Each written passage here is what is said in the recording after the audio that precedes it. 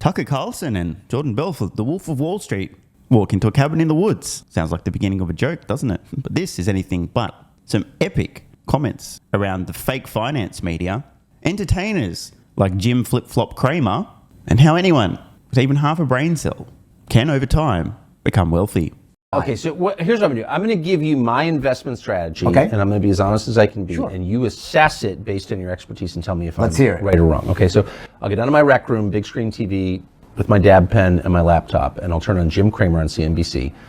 And when he tells me to buy, I buy, and if he says sell, I sell. Yeah, you're getting financially whipsawed. So I think I called... Is that working for me? No, it's not going to work. So I kind of buried Cramer in the book. I guess I'm not going on CNBC anytime soon for any interviews. Why would you bury Jim Cramer? I mean, this is a guy with an uninterrupted string of correct calls.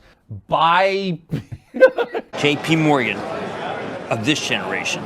Sam Bankman-Fried's FTX. Listen, the best thing was an interrupted string of terrible calls. But listen, he's had a lot of good calls because he's on both sides of the market. He tells you to buy one thing on Monday and sell it on Wednesday and back, and vice versa. This guy literally is telling you. They actually did a study on this where they put up his recommendations of what he said on Monday and then on Friday. The exact opposite. Like one day he's saying the market's going up, next day it's going down. Buy this, go from this sector to that sector. That's historically, mathematically, scientifically proven to be the worst possible way to invest your money. They've gone. Imagine that. Listening to entertainers in the finance media who tell you what to buy and sell, flip-flopping, changing their mind 24/7, having an opinion on absolutely everything. Actively trading over a micro-penis length time frame is likely to cost you money. Not a winning strategy when it comes to investing. Who'd have thought? By the way, anyone remember some of Jim Cramer's classic calls? When one's job is to have an opinion on literally everything, typically means you'll know nothing about everything. Here's Jim Cramer back in 2010, strongly advising investors to stay the hell away from Tesla stock. Now, in fairness to Jim Cramer, Tesla certainly did have a high probability of failure back at this point in time. However, Tesla did have three things going for them. One, a leader known as Elon Musk with an incredible track record already at SpaceX, previously with PayPal, going back to Zip2 as well. The guy had runs on the board, to use an Australian analogy, a track record of execution, an incredible reputation. I mean, even back in 2010, the guy could raise money by making a few phone calls. The second thing Tesla had going for them as a company, an incredible opportunity, a blue ocean opportunity. If you know, you know. And the third thing, an incredible valuation relative to the potential upside. Now, for what it's worth, I was aware of Tesla pre-IPO. I've been following Elon since he'd started blowing up rockets. I thought, who is this fucking dude? What a legend. Because I'm a total space nerd, and more on that later in this video. But I personally thought, you know what? I'm trying to build my wealth at this point in time. I'm not buying Tesla stock near the IPO. Probably will fail, but I'm going to keep an eye on the company. And over the next 5 years, literally from 2010 when Tesla IPO'd, almost at the same time, a few months later, I bought my first piece of real estate. Between 2010 and 2015, I loaded up on real estate in Australia. Because my thesis was, I understand this market, I understand the dynamics here. I can see an incredibly high probability of a massive return on my capital, especially factoring in leverage. Once I build a strong foundation with real estate, guess where my money's going? A spoiler alert, that would be Tesla stock and elsewhere, and that's exactly what I did.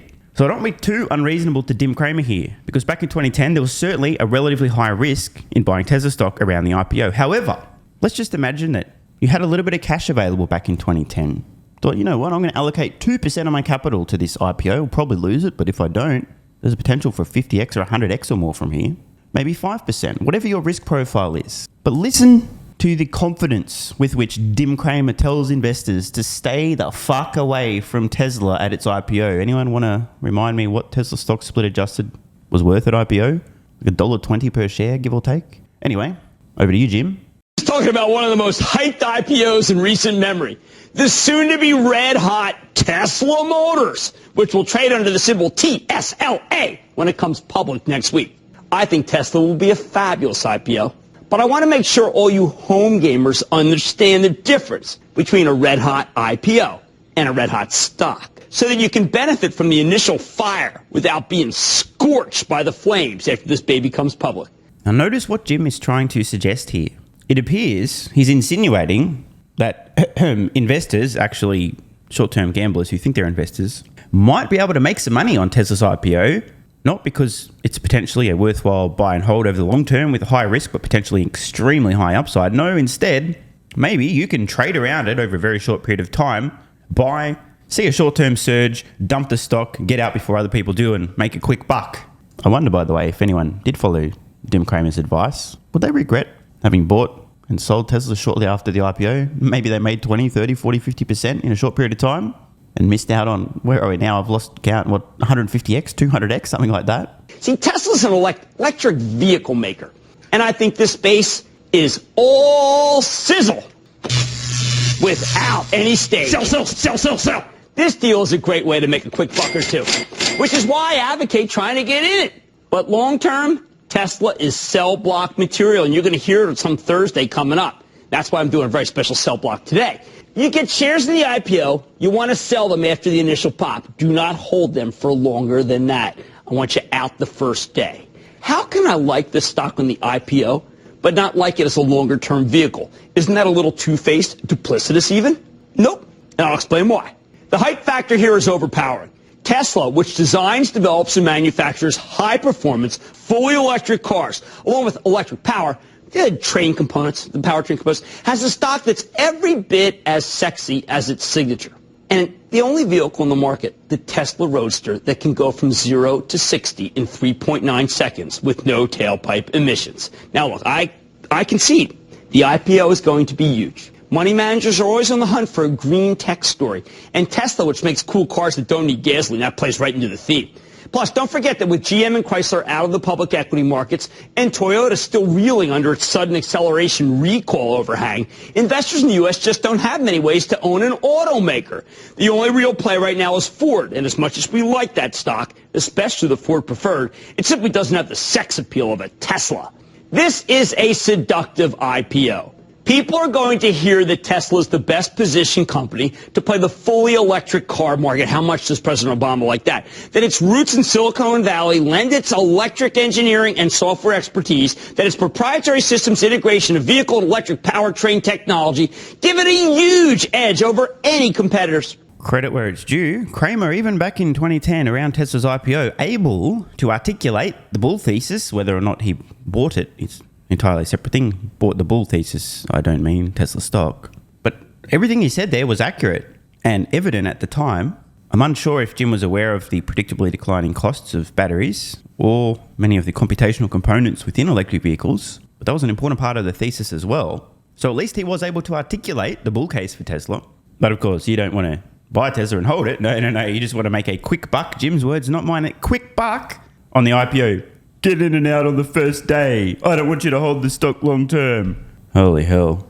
And it's got one of the hottest brands around. Let's just face it, right? I think all these things will lure people into this deal. I also like the fact that Tesla has a good pedigree. Goldman Sachs, Morgan Stanley, JP Morgan, lead underwriters. Remember, in Getting Back to Even, which is the ultimate handbook for this incredibly volatile market, like horrible days like today, I tell you that it's important to examine the brokers who bring a company public. And you can't do much better than those three. Now, in terms of pricing, Tesla says that they're going to sell 11.1 million shares at between 14 and 16. That is going to be raising 167 million. Now listen to this. At the midpoint of the range, this is going to be a $1.5 billion company. Can anyone remind me today, what are we, about 800 billion? That's a lot.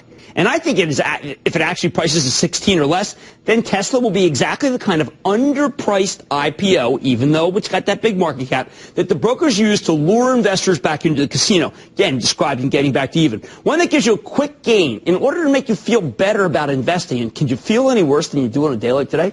So if you can get shares in this deal, I would take them and use the hype factor for you to turn a quick profit. But after it comes public, listen, Tesla's a sell. You don't want to own this stock. You don't want to lease it. Heck, you shouldn't even rent the darn thing. Clap, clap, Jim Cramer. Of course, that's the only bad call in the history of bad calls from Jim Cramer. And you have to understand, folks, the more stocks, the more things that people have opinions on, the more times they will both be right and wrong. The problem is, Jim Cramer outrageously tells his audience, do this, sell this, buy this. This is what I want you to do. The guy's literally advising people to take action on his shallow and or ill-informed opinions. You might notice, my brain is nowhere near small enough to ever advise anybody to do anything when it comes to buying and selling any stocks, because why would I want to tell people what to do? Every video on this channel, since I first began publishing them, in the description, tells people to think for themselves, to use their own brain, not to be a sheep. And unlike many YouTubers in this particular space, especially relating to finance, I'm not dumb. Therefore, I don't tell people what to do, because that would be providing investment advice. And that's not a very smart thing to do, especially on a large public platform. You'd have to be really dumb to do that. I am, of course, completely willing to share my thoughts and opinions and my research, what I think, what I'm doing, but never would I cross the line of telling people what to do, because A, I encourage people to think for themselves and act for themselves and take responsibility for their own actions. And like I said, I ain't dumb enough to be giving people investment advice. Yet Jim Cramer is the king of giving people investment advice 25 times a day. Check out this all-time classic. Okay, Peter writes, should I be worried about Bear Stearns in terms of liquidity and get my money out of there? No, no, no. Bear Stearns is fine. Do not take your money out. This is real. Look, if there's one takeaway other than a plus 400 somewhere, Bear Stearns is not in trouble. I mean, if anything, they're more likely to be taken over. Don't move your money from Bear. That's just being silly. Don't be silly.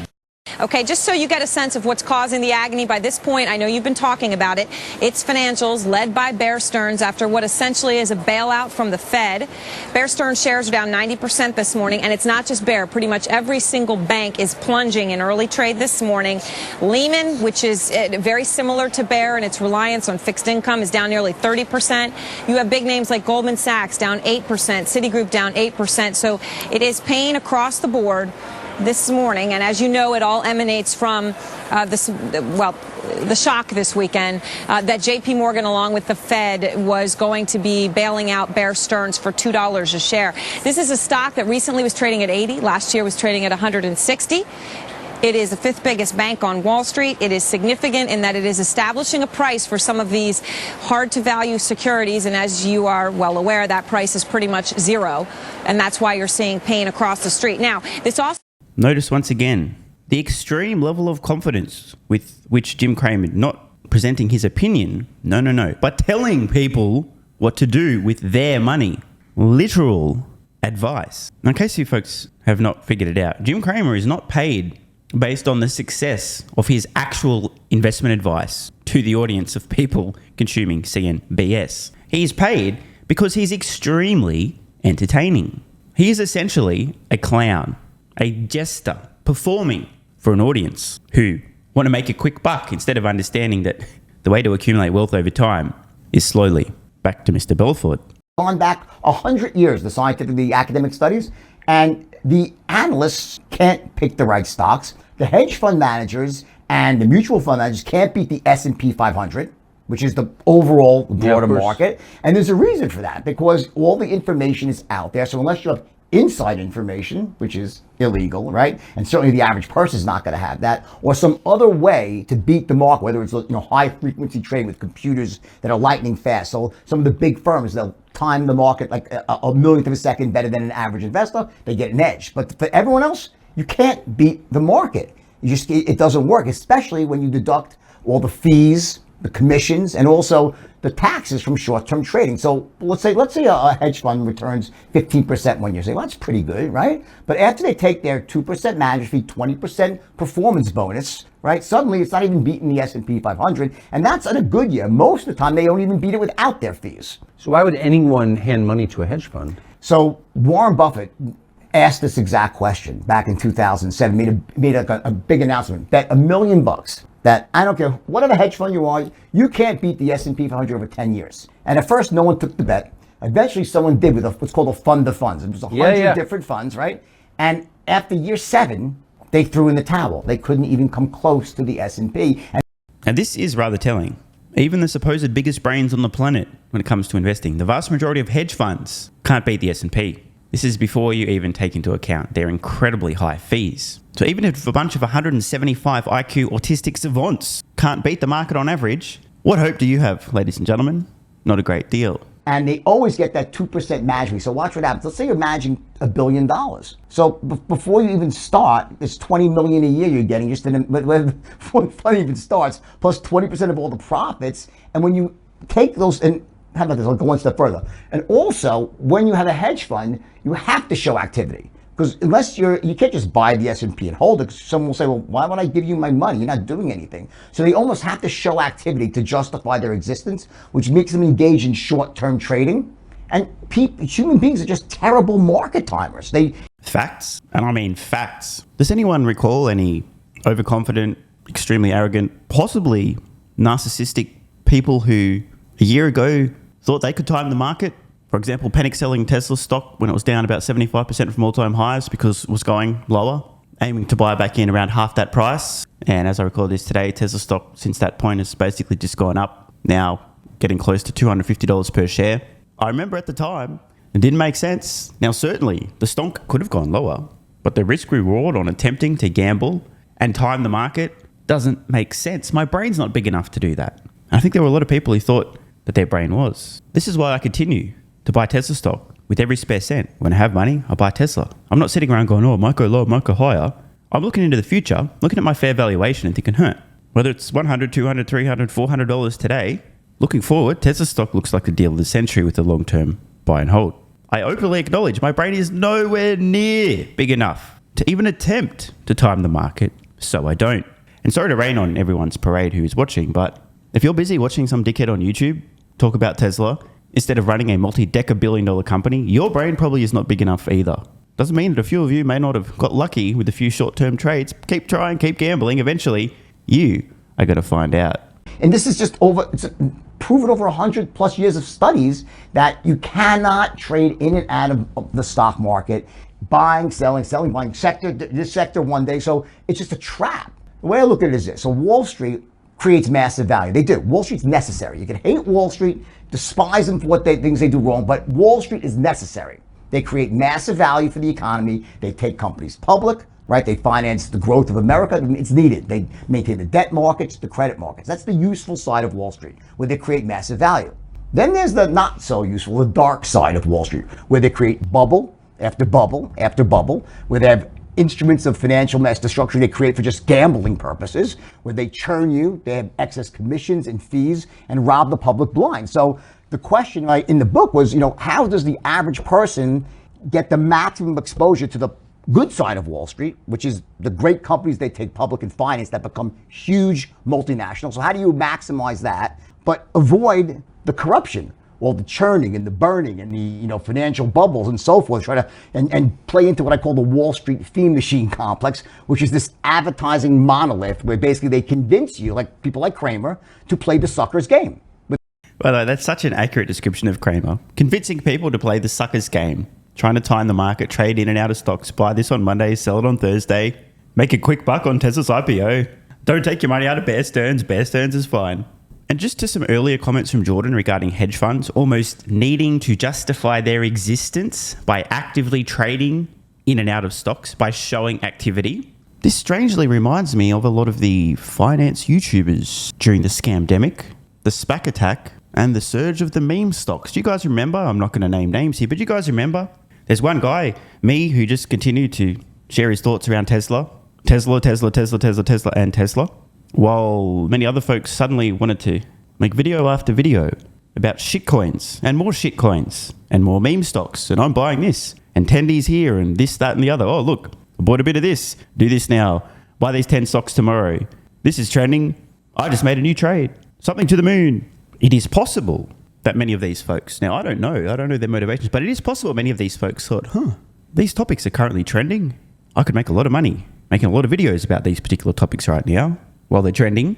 So let me start cranking out content about something I've never discussed before, not because my audience is asking and wants to know about it, which is certainly possible, but because I can make a lot of money jumping on the bandwagon, showing activity, latching on to whatever's currently trendy. While others were buying GameStop and AMC and all kinds of shit coins, I continued to buy Tesla stock and talk about Tesla the company. That's not to say that occasionally I haven't shared my thoughts on other things here and there. I have discussed Bitcoin previously, following Tesla's purchase of a pile of Bitcoin. I even discussed Dogecoin once or twice when it appeared we had discovered Elon Musk's Dogecoin wallet with over $1 billion of Doge. But I didn't feel compelled to jump on this bandwagon or that bandwagon to insult my audience and viewers by out of absolutely nowhere taking a scatterbrain approach to buying a bunch of stocks, meme stocks, and shit coins just so I could make content about them to make more money. Instead, like a true autist, I continue to talk Tesla, and Tesla.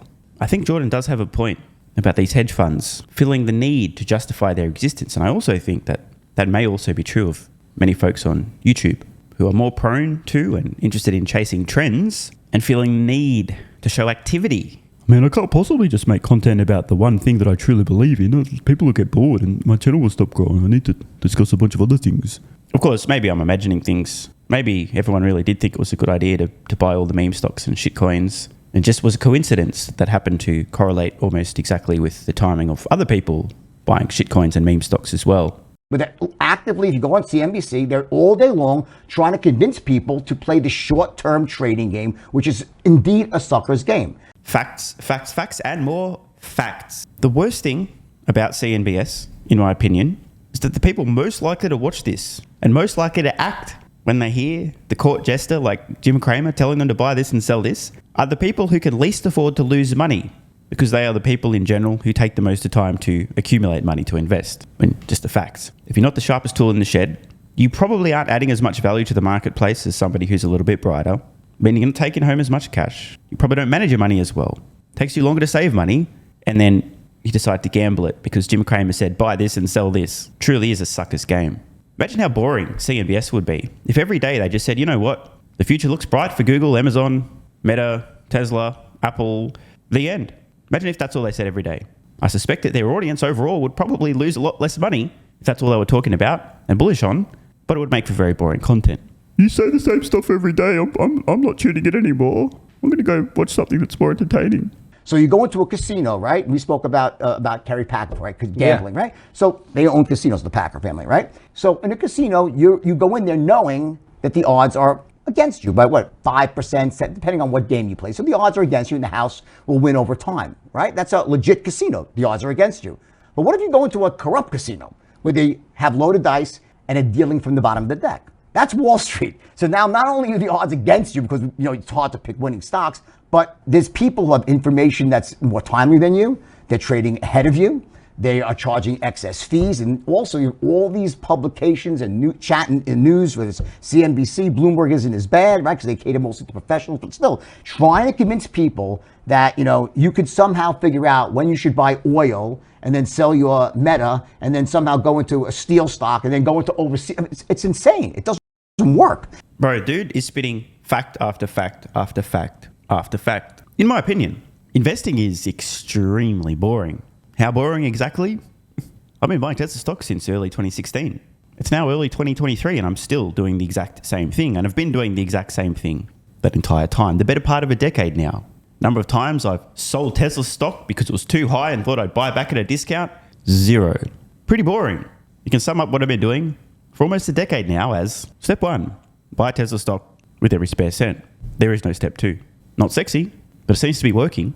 And people get financially whipsawed. And I saw it myself, my own family member, very successful guy. I start my book off telling his story. About your brother-in-law. Yeah, my brother-in-law. He's a very smart guy. And I watched his portfolio get decimated through short-term trading and using margin, all the things that they... Was he doing it himself? He was trying to do it himself and, following tips he heard on TV or online.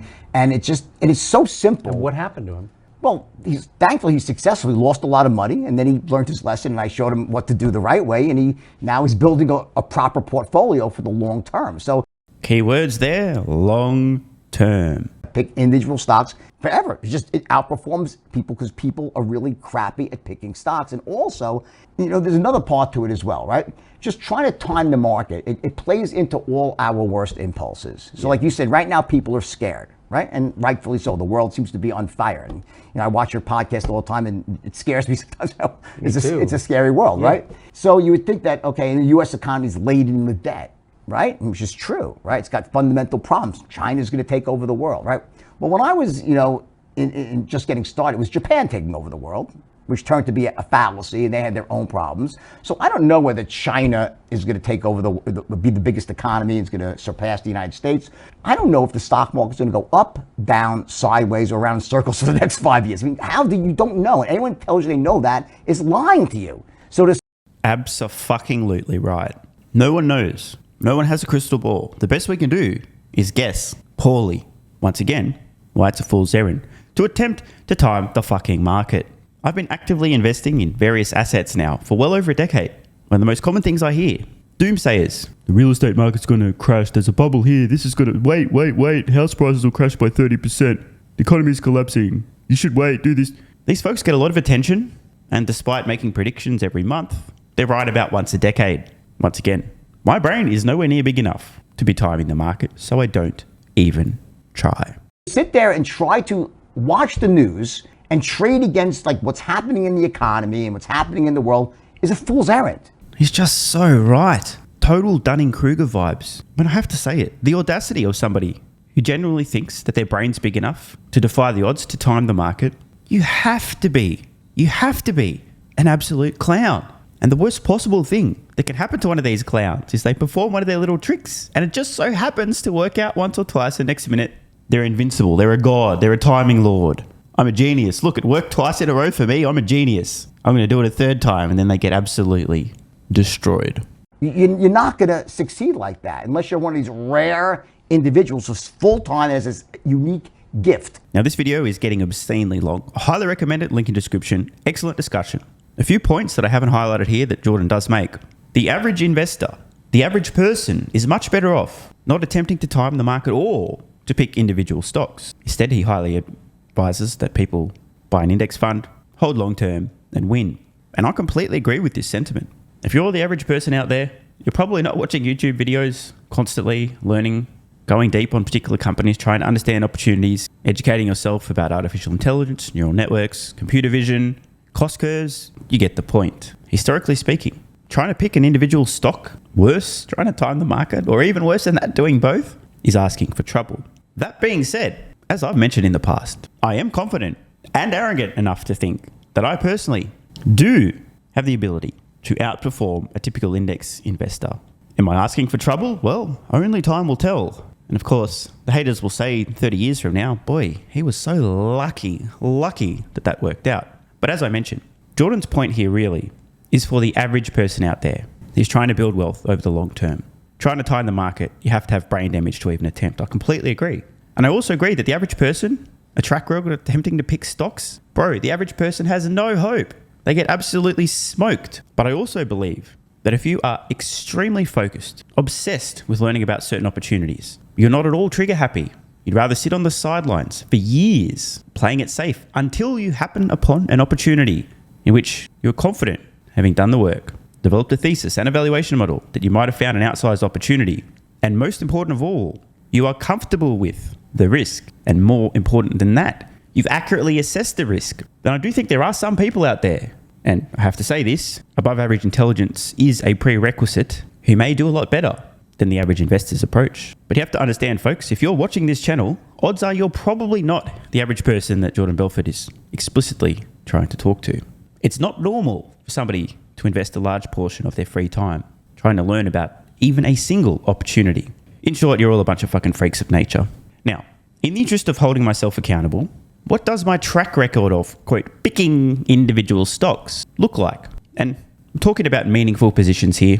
Jordan mentioned earlier in this interview, I don't think I've covered that in this particular video, but if you want to allocate a small portion of your capital to gambling in the stocks casino, go for it. You might learn something, you might make money, you'll probably lose it, but hey, no harm done. And I completely agree with this philosophy. If you're a long-term viewer, you might recall a while ago, I made a very short-term gamble on genomics. My thesis was over the next 10 to 20 years, overall, the genomics sector, I expect to see enormous growth. I don't know which company is going to be successful. I don't have enough insider clarity. And I allocated roughly 1 point something percent of my capital to a short-term bet on ARK Genomics options. Guess how that worked out?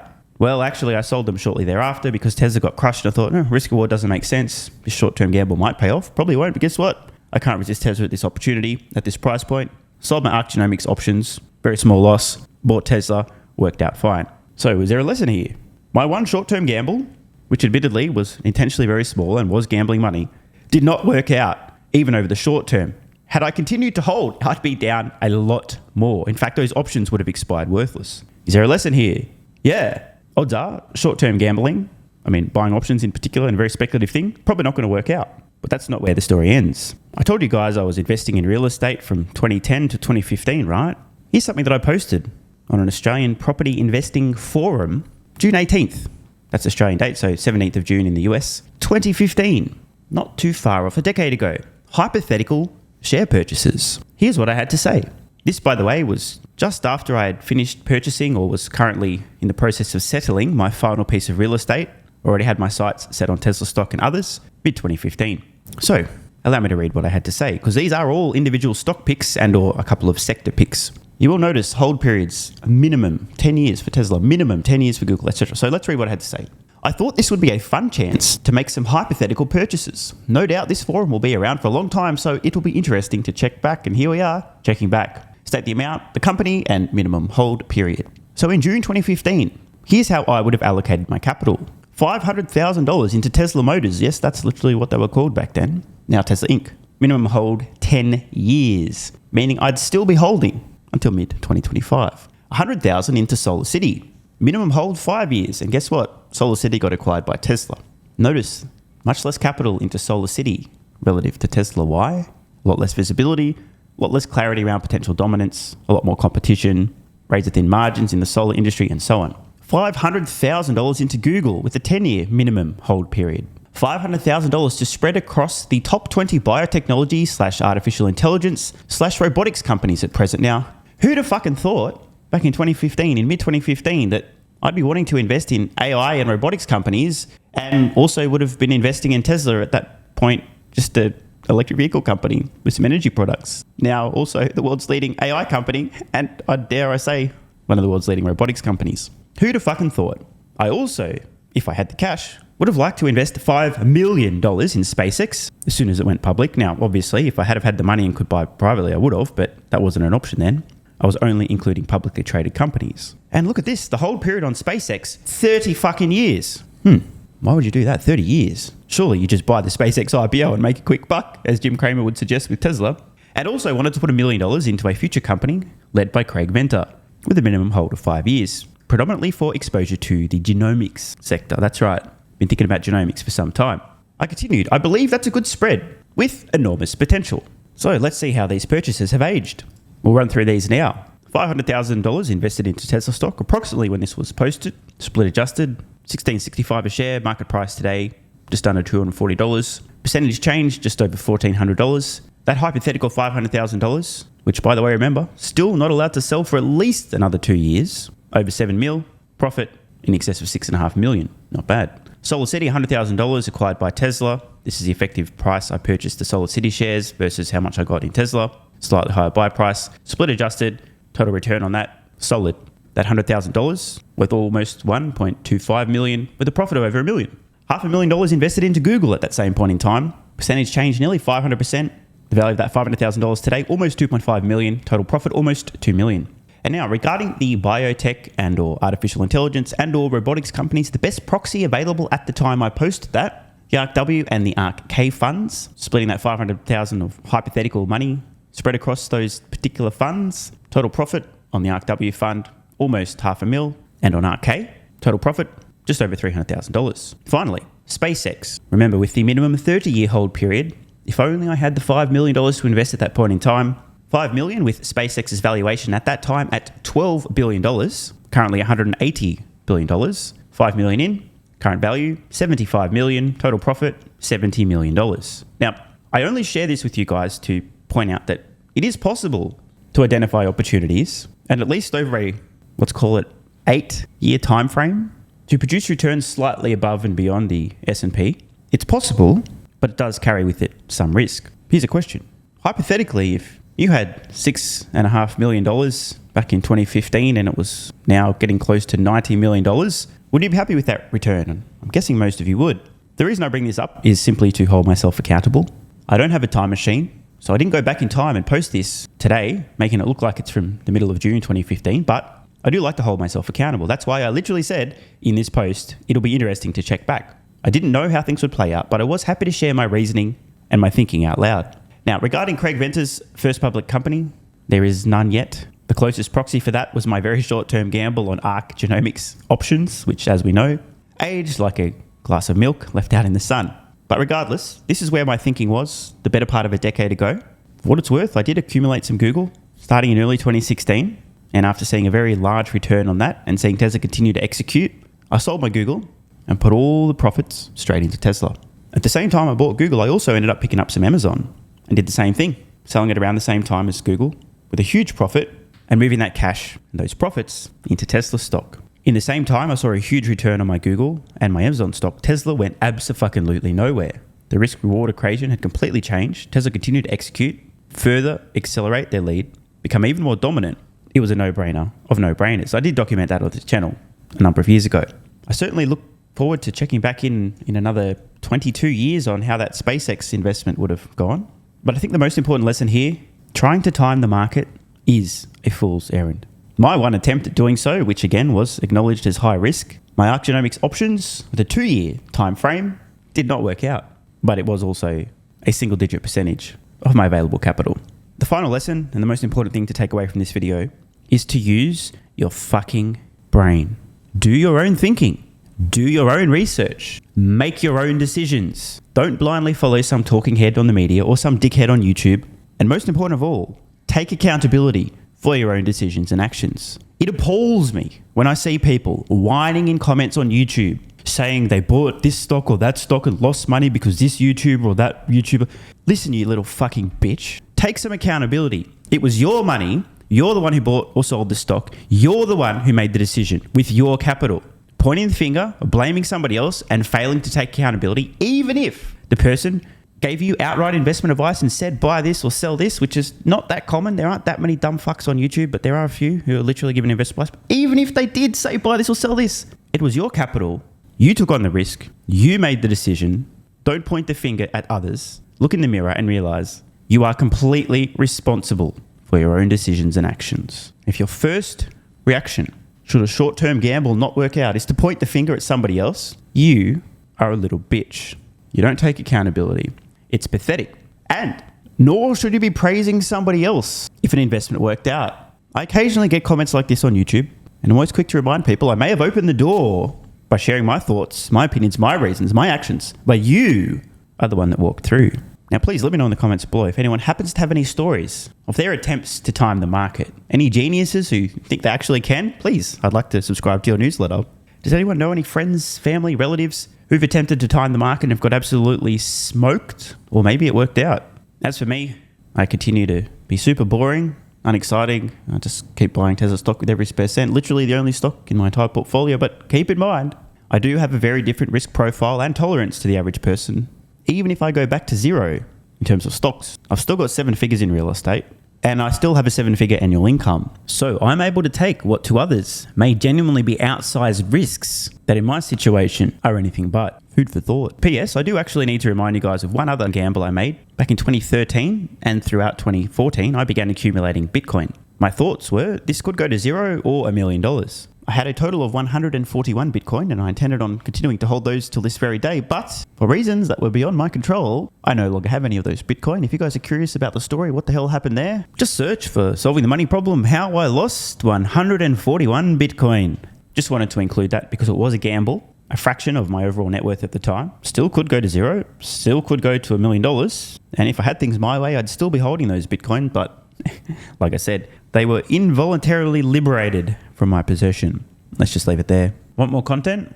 Early access? A bunch of perks? Click the links in the pinned comment. AG1 has given me a massive, meaningful boost in energy, allowing me to do a lot more every day, including using my brain more and using my body more. I highly recommend you guys and girls check it out. It's an excellent way to fill in nutritional gaps. It's got 75 high-quality vitamins, minerals, and whole food source nutrients, plus prebiotics and probiotics and digestive enzymes and adaptogens to help you deal with stress. Plus, if you click the link in the pinned comment or head to drinkag1.com/SMR, you can get yourself a 1-year free supply of vitamin D3 and K2. But don't take my word for it. Here's what some of you guys and girls have to say. AG1 has changed my life. I was, as you described, treating myself like a circus, ate like trash, rarely exercised, used alcohol as a stress crutch, cannabis also. AG1 is what gave me the kick in the ass, got me back to the gym, motivated me to do more for myself, family, my business, etc. Keep doing what you do. Now, I know there's some skeptics, the same kind of people who think Elon Musk is a fraud, reading this going, what do you thought? There's no way that's possible, bro. It must be a placebo effect. Believe it or not, this is a recurring theme. If you give your body everything it needs to feel and perform its best, including having a lot more energy, you'll need ways to use that energy. For me personally, that includes more exercise, moving my body more social activity, and more cognitively demanding tasks, including producing a ton of exclusive content over on Twitter and on Patreon, plus my daily YouTube uploads. The proof's in the pudding. On to another testimonial from a viewer of this channel. SMR, you asked me to provide feedback on AG1. Here it is. It has helped with mental acuity, stamina, and intestinal waste management. Can't read between the lines. Certainly helps with regularity and digestion. That's what the digestive enzymes are for. It has also dramatically reduced my cravings for sugar. You guys need to stop eating sugar. It's fucking poison. I'm 50, 5'9", and overweight, aka a fat motherfucker. I think that's a technical term for overweight, isn't it? Is it fat motherfucker or obese? I can't remember. I average 100 hours a week in the West Texas oil fields as a safety supervisor. Jesus Christ, dude. No wonder you're struggling to keep your weight under control. 100 hours a week. Brutal. It has helped me lose weight. It is not an appetite suppressant. It can help fat people suppress cravings, and motivation to be healthier is critical for changing your diet. Love you, brother. Again, this is a great point. It's something people really don't seem to grasp. If you have more energy, everything becomes easier. It's like turning on easy mode for life. A few years ago, before I was taking AG1, my health was trash. I was struggling to get through the day, had afternoon fatigue. The last thing I wanted to do was either use my brain or move my body. Didn't have the energy. Now, my biggest struggle every day is figuring out ways to use that energy. I'm exercising way more, doing a lot more with my friends and family, and of course, my work output has increased substantially. And you can fact check me. Check out the average length of my videos I was posting to YouTube 3 years ago. Need I say more? And one final testimonial. Love this one. Okay, here's the deal for me with this AG1 shit. I'm 41 years old and not the type to eat, drink, smoke, or sleep healthy, so I was skeptical. That being said, here's what I experienced. Day 1, meh. Day 2, afternoon fatigue was about 45 minutes late. Day 3, 0 afternoon fatigue. Day 4, 0 afternoon fatigue plus extra energy. Day 5, again, 0 afternoon fatigue plus energy, wondering, what the fuck, really? See, this is the thing, right? The results for many people are just almost too good to be true. This is the same experience I had. My afternoon fatigue just vanished out of nowhere. I'm like, wait, what the fuck? Why am I not tired in the afternoons anymore? Surely, it's not that AG1, is it? Turns out it was. Day 6 and 7, same thing. Day 8, same thing. Plus, I had the want to get things done around the house that I normally would slack off and not get done. Again, the point, extra energy, you'll need to use it, you'll find ways to use it. Day 9, 10, and 11, and today is day 12. I fucking love it. So however you managed to get me to buy it, I'm so glad you did. Thank you so much, SMR. It really changed me so far. Guys, this shit really works. Just try it. By the way, this is the reason I continue to relentlessly promote AG1. A lot of people get real fucking mad in the comments. Oh my God, snake oil salmon's sold out. Oh my God, he's a scammer. This is fraud. But constantly, I'm pretty sure everyone making these comments is also currently short Tesla stock. I'm not particularly concerned about people having a negative perception, those folks suffering from small brain syndrome, still living in my bum's basement syndrome, etc., writing mean comments, claiming AG1's a scam or it doesn't work. I mean, bro, when I get feedback like this is what keeps me going. Just try this stuff for a month, and if you don't get these results, get your money back. See, it's a literal no-brainer. It's an IQ test at this point in time. Testimonial after testimonial after testimonial like this. Get your money back if it doesn't work. Just try it for a month, and if it doesn't work, get your money back. Today's the day. It's finally time. Be like this guy who was a massive skeptic, but finally, after 1,000 promotions in a row, caved in, tried AG1, and has results like this. Head to drinkag1.com/SMR or click the link at the pinned comment, and please, let me know how you're feeling in a few weeks' time. Now, if you'll excuse me, time to put my extra energy to good use. I'll be recording some more exclusive content for Patreon and my Twitter subscribers. So click the links at the pinned comment. See you over on Twitter and or Patreon, and don't forget to grab your AG1. Love ya.